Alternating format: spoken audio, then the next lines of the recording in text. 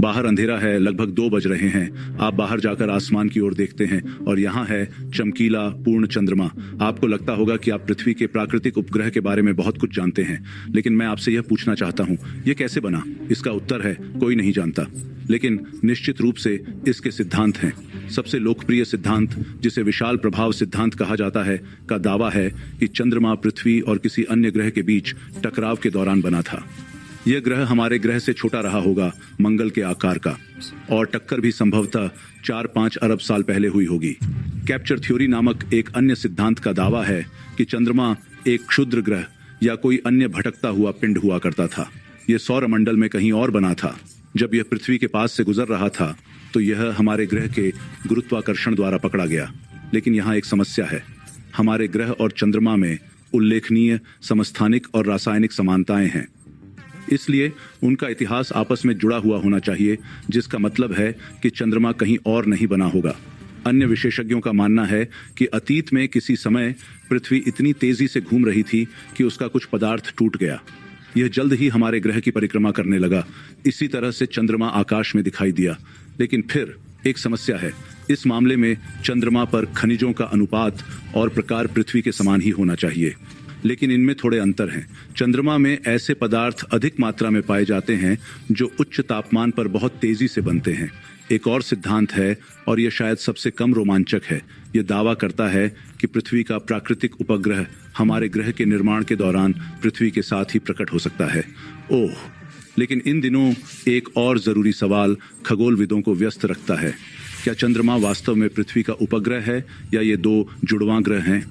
चंद्रमा हमारे ग्रह की तुलना में बड़ा है, पृथ्वी के आकार का लगभग 1/4। इसलिए कुछ विशेषज्ञ हमारे ग्रह प्रणाली को दोहरा ग्रह कहते हैं। लेकिन यह कितना सही है? अगर हम इसका पता लगाना चाहते हैं तो हमें ग्रह शब्द की परिभाषा देनी होगी। अंतर्राष्ट्रीय खगोलीय संघ के अनुसार ग्रह एक अंतरिक्ष पिंड है जो सूर्य की परिक्रमा करता है। इतना विशाल होता है कि अपने गुरुत्वाकर्षण के कारण लगभग गोल आकार का होता है और अपनी कक्षा के आसपास के क्षेत्र को साफ कर दिया है। अब उपग्रह के बारे में क्या? यह अंतरिक्ष में एक वस्तु है जो एक बड़े खगोलीय पिंड के चारों ओर परिक्रमा करती है। अगर हम पृथ्वी चंद्रमा की प्रणाली लें तो इसका गुरुत्वाकर्षण केंद्र, जिसे बैरी सेंटर कहा जाता है, पृथ्वी के अंदर है। इसीलिए फिलहाल हम यह नहीं कह सकते कि हम जुड़वां ग्रह प्रणाली में रहते हैं। इस परिभाषा के अनुसार चंद्रमा हमारे ग्रह का उपग्रह है। अब आइए अतीत में वापस आते हैं। लगभग 3 या 4 अरब साल पहले, भले ही चंद्रमा कोई ग्रह नहीं था, लेकिन संभवतः इसका पूरा वायुमंडल था। यह उस समय बना जब शक्तिशाली ज्वालामुखी विस्फोट हमारे उपग्रह को हिला रहे थे। गैसें चंद्रमा की पूरी सतह पर फैल गईं और यह इतनी तेजी से हुआ कि उन्हें अंतरिक्ष में भागने का पर्याप्त समय नहीं मिला। उस समय चंद्रमा की सतह ज्वालामुखी बेसाल्ट से भरे बेसिनों से ढकी हुई थी। कल्पना कीजिए कि मैग्मा के विशाल गुच्छे हवा में ऊपर की ओर उछल रहे हैं, जमीन पर गिर रहे हैं और लावा प्रवाह बना रहे हैं। इसी तरह चंद्रमा की सतह पर बेसाल्ट बेसिन दिखाई दिए। एक समय पर वैज्ञानिकों को चंद्रमा से लाए गए नमूने हाथ लगे। उन्होंने पाया कि वहां लावा प्रवाह में न केवल कार्बन मोनोऑक्साइड और सल्फरस था, बल्कि पानी के निर्माण खंड भी थे। इन नमूनों की बदौलत शोधकर्ता उस गैस की मात्रा की गणना करने में कामयाब रहे जो ऊपर उठी और वायुमंडल का निर्माण किया। यह लगभग 3-5 बिलियन वर्ष पहले सबसे मोटा हो गया था और उसके बाद लगभग 70 मिलियन वर्षों तक अस्तित्व में रहा। पफ, वायुमंडल अंतरिक्ष में खो गया था। लेकिन सबसे मजेदार बात यह है कि जब चंद्रमा पर वायुमंडल था तो उपग्रह हमारे ग्रह से 3 से 10 गुना अधिक करीब था। एक कंप्यूटर सिमुलेशन यह भी सुझाव देता है कि चंद्रमा शायद अब की तुलना में 19 गुना अधिक करीब था। इसके और हमारे ग्रह के बीच की दूरी 18,600 मील हो सकती है, जबकि इन दिनों हमारा उपग्रह लगभग 240 मील दूर है। यही कारण है कि चांद आसमान में बहुत बड़ा दिखाई देता था। दुर्भाग्य से उस समय नज़ारे को निहारने के लिए डायनासोर भी आसपास नहीं थे।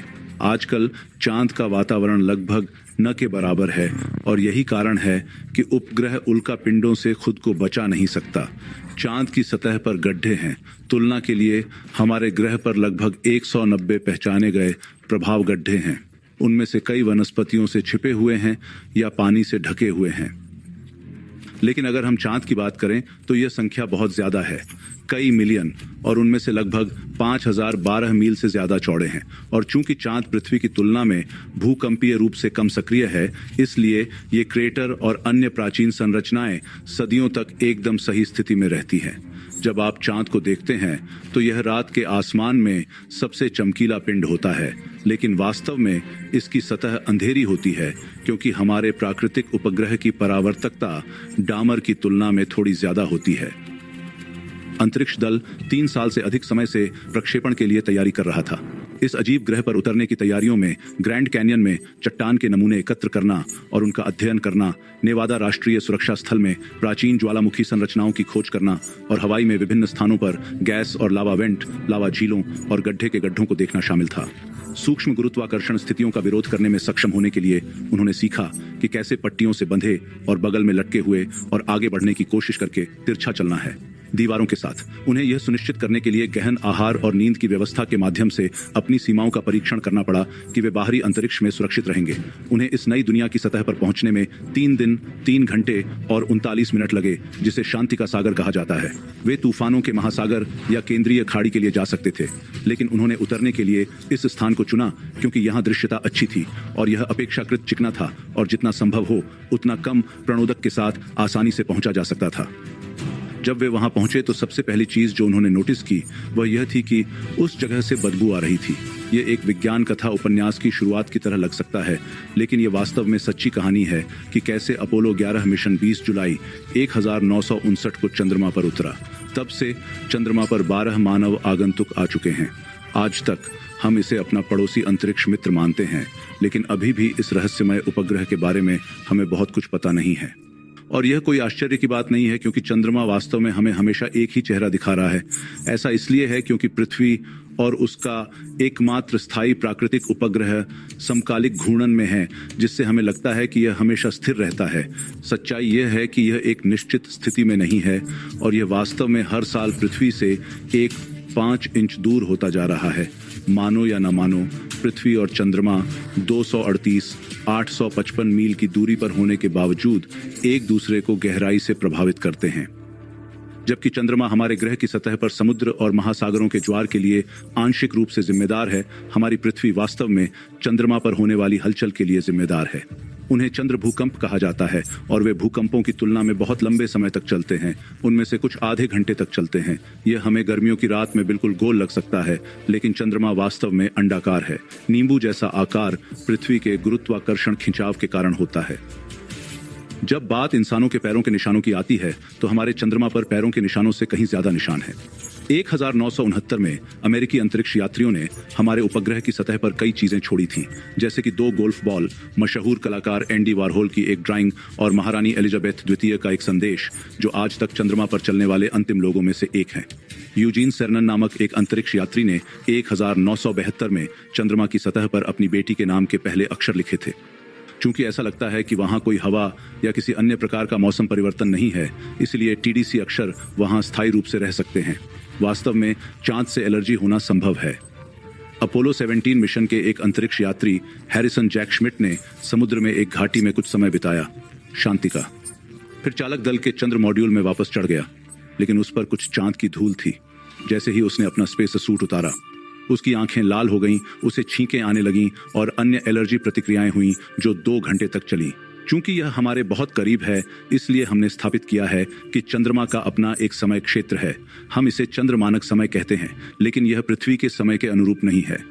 समतुल्य पाने के लिए स्पष्टीकरण थोड़ा अधिक जटिल है, लेकिन सरल शब्दों में, चंद्रमा पर एक वर्ष 12 दिनों में विभाजित होता है। प्रत्येक दिन पृथ्वी पर 1 महीने जितना लंबा होता है। इनमें से प्रत्येक दिन का नाम अलग अलग अंतरिक्ष यात्री के नाम पर रखा गया है जो चांद पर चले हैं। इस कैलेंडर की शुरुआत की तारीख नील आर्मस्ट्रांग के चांद पर चलने के क्षण से मेल खाती है। इसलिए चंद्रवर्ष एक दिन 1 जुलाई 21 1969 256-15 सार्वभौमिक समय पर शुरू हुआ। चूंकि चांद का वायुमंडल बहुत पतला है, इसलिए वहां बहुत ज्यादा तापमान होता है, गर्म और ठंडा दोनों। वे 200 डिग्री फ़ारेनहाइट तक जा सकते हैं। हालांकि चंद्रमा के ध्रुवों पर तापमान हमेशा -400 डिग्री फ़ारेनहाइट के आसपास रहता है। मनुष्य ने हमारे प्राकृतिक उपग्रह और पृथ्वी के बीच संबंध का पता लगाने की कोशिश की है। जब से हम याद कर सकते हैं, शब्दों के साथ यह समझाने की कोशिश की है कि चंद्रमा का अस्तित्व हमें क्यों प्रभावित करता है। इसलिए मध्य युग में वैज्ञानिकों और दार्शनिकों ने सोचा कि पूर्णिमा के दौरान कुछ लोगों को विभिन्न स्वास्थ्य स्थितियों का अनुभव होने की अधिक संभावना थी, क्योंकि उन्होंने पूर्णिमा के साथ इस अकल्पनीय संबंध को देखा। इन लक्षणों वाले लोगों को पागल कहा जाता था, या कभी कभी सचमुच चांद से बीमार। पृथ्वी पर रहने वाले केवल मनुष्य ही ऐसे प्राणी नहीं हैं जो चंद्र चक्रों से प्रभावित होते हैं। कुत्ते के मालिकों के लिए पूर्णिमा के दौरान अपने पालतू जानवरों को पशु चिकित्सक के आपातकालीन कक्ष में ले जाने की संभावना 28% अधिक होती है। आप सोच सकते हैं कि यही कारण है कि भेड़ियों को पूर्णिमा के समय चीखना पसंद है, खासकर लोकप्रिय संस्कृति में। लेकिन वैज्ञानिक भेड़ियों के व्यवहार और चंद्र चक्रों के बीच कोई संबंध नहीं खोज पाए हैं, तो यह एक मिथक भी हो सकता है। हमारे सौर मंडल में सबसे बड़ा झात गड्ढा भी हमारे चंद्रमा पर पाया जाता है और इसे दक्षिणी ध्रुव एटकेन कहा जाता है। यह विशाल संरचना चंद्रमा के दूर की ओर स्थित है और इसका व्यास 1550 मील है। हमारे उपग्रह के बारे में अभी तक पूरी तरह से समझ में आने वाली कई चीजों में से एक है प्रकाश की असामान्य चमक, जो कभी कभी इसकी सतह पर देखी जा सकती है। वैज्ञानिकों ने इन विस्फोटों को क्षणिक चंद्र घटना या संक्षेप में TLP नाम दिया है और इन्हें हर जगह देखा गया है। सदियों से दुनिया में छाया हुआ है। क्या आपने कभी सोचा है कि पृथ्वी पर वलय क्यों नहीं है? गैस के विशालकाय ग्रह बृहस्पति, शनि, यूरेनस और नेपच्यून में वलय हैं, लेकिन चट्टानी ग्रह बुध, शुक्र, पृथ्वी और मंगल में वलय नहीं है। दो सिद्धांत बताते हैं कि वलय प्रणाली संभावित रूप से कैसे विकसित हुई। पहला सिद्धांत कहता है कि वलय उस समय के बचे हुए अवशेषों से बने होंगे जब कोई निश्चित ग्रह बन रहा था, या जैसा कि दूसरा सिद्धांत कहता है, ये चंद्रमा के अवशेष हो सकते हैं। वह या तो टकराव में नष्ट हो गया या अपने मूल ग्रह के गुरुत्वाकर्षण खिंचाव के कारण टूट गया। वैज्ञानिकों को अभी भी नहीं पता कि गैस दिग्गजों के पास छल्ले क्यों हैं, लेकिन उन्हें लगता है कि ऐसा इसलिए हो सकता है क्योंकि वे बाहरी सौर मंडल में बने थे। चट्टानी ग्रह हमारे सौर मंडल के आंतरिक क्षेत्र में बने। यही वजह है कि वे संभावित प्रभावों और टकरावों से अधिक सुरक्षित थे, जो उनके चारों ओर छल्ले बना सकते थे। या इसका कारण यह है कि बड़े ग्रहों का आयतन बड़ा होता है, जो रिंग सिस्टम को स्थिर रहने देता है। कुछ वैज्ञानिकों का मानना है कि हमारे ग्रह पर बहुत समय पहले रिंग सिस्टम था। अपने शुरुआती चरण में मंगल ग्रह के आकार की एक वस्तु पृथ्वी से टकराई और संभवतः इसके परिणाम स्वरूप मलबे का घना वलय बन गया। लेकिन इसका वलय सिस्टम बहुत जल्द ही एक हो gaya और इसी तरह से 10 साल से भी ज्यादा पहले हमारा चंद्रमा बना। 2011 में खगोलविदों ने हमारे ग्रह से लगभग 12 अरब प्रकाश वर्ष दूर एक विशाल जल वाष्प बादल पाया। यह बादल पानी का सबसे पुराना स्रोत है जिसके बारे में हम जानते हैं। ये उस समय का है जब ब्रह्मांड सिर्फ 1.6 अरब साल पुराना था और अब यह 13.8 अरब साल पुराना हो चुका है। यह असामान्य बादल सबसे बड़ा और विशाल भी है। पानी का वह स्रोत जिसके बारे में हम जानते हैं। इसमें पृथ्वी के सभी महासागरों में मौजूद पानी की मात्रा से 140 ट्रिलियन गुना ज्यादा पानी है। बहुत ज्यादा। मजेदार बात यह है कि यह वाष्प बादल एक तरह से ब्लैक होल को पोषण दे रहा है। इसमें कार्बन मोनोऑक्साइड जैसी पर्याप्त गैसें हो सकती हैं, जो इसके ब्लैक होल को अभी से 6 गुना बड़ा बनाने में मदद कर सकती हैं। हम सभी जानते हैं कि पृथ्वी का एक चंद्रमा है, लेकिन 2 और क्षुद्र ग्रह हैं, 3753 क्रिनिया और 2002 A29, जो हमारे ग्रह के साथ सहकक्षीय कक्षाओं में बंद हैं। पहला वास्तव में पृथ्वी के चारों ओर चक्कर नहीं लगाता है, लेकिन ग्रह के साथ किसी तरह की समन्वयित कक्षा है। यही कारण है कि ऐसा लगता है कि यह स्थिर कक्षा में पृथ्वी का अनुसरण कर रहा है, जबकि वास्तव में इसका सूर्य के चारों ओर अपना विशिष्ट पथ है। दूसरा, 2002 A29 हमारे ग्रह के चारों ओर एक घोड़े की नाल के आकार की कक्षा का अनुसरण करता है। इसका विशिष्ट पथ क्षुद्र ग्रह को हमारे करीब लाता है।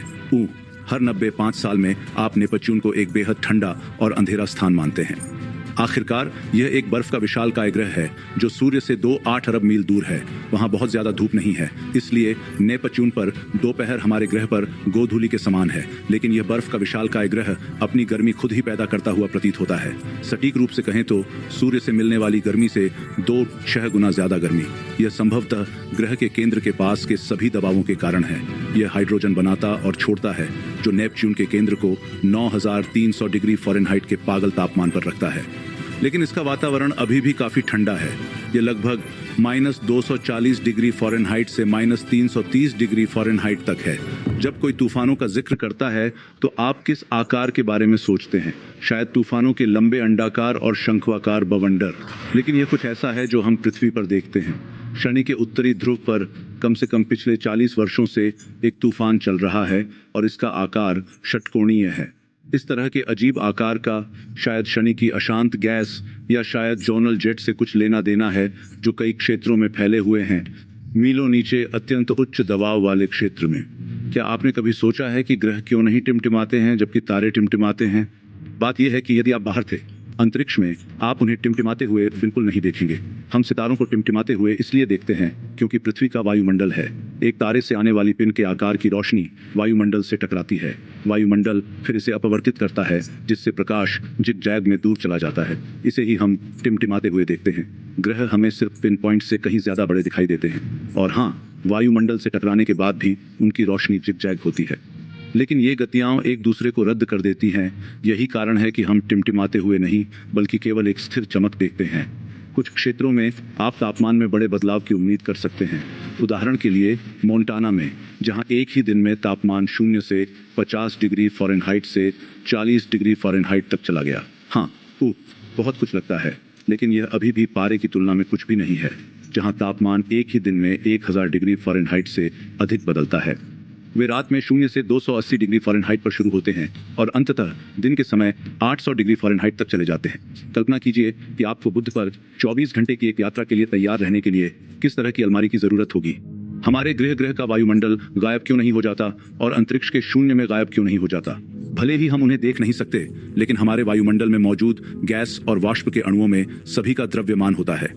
इस प्रकार ये सभी अणु पृथ्वी के गुरुत्वाकर्षण खिंचाव को वैसे ही महसूस करते हैं जैसे हम करते हैं।